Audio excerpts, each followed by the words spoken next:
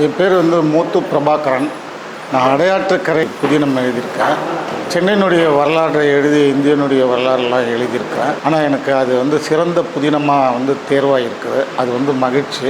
எழுத்தாளர்கள் உருவாகிறதுக்கும் நிறைய பேச்சாளர்கள் உருவாகிறதுக்கும் முக்கியமான காரணமே முத்தமிழறிஞர் தான். முத்தமிழறிஞனுடைய எழுத்துக்களையும் அவருடைய பேச்சுக்களையும் நான் சிறு வயதிலெல்லாம் போய் பார்த்துருக்குறேன்.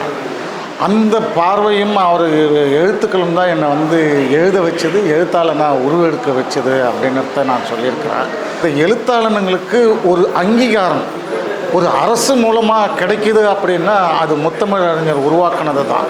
இந்த மாதிரியான நிகழ்வு மன்னர் காலத்தில் எப்படி ஒரு கவிஞருக்கோ ஒரு எழுத்தாளனுக்கோ ஒரு பரிசளிப்போ புகழ்ந்து செய்யப்பட்டதோ அதே போல் இவர் ஆட்சி காலத்திலேருந்து அதை செஞ்சது. அது இன்ன வரைக்கும் தொடர்ந்து பாராட்டக்குரியது. விருது கிடைச்சதுக்காக தற்போது இருக்கும் அரசுக்கும் முதல்வருக்கும் என்னுடைய நன்றியை நான் தெரிவித்துக் கொள்கிறேன். வெளியீடு உங்கள் செய்தி மக்கள் தொடர்புத்துறை.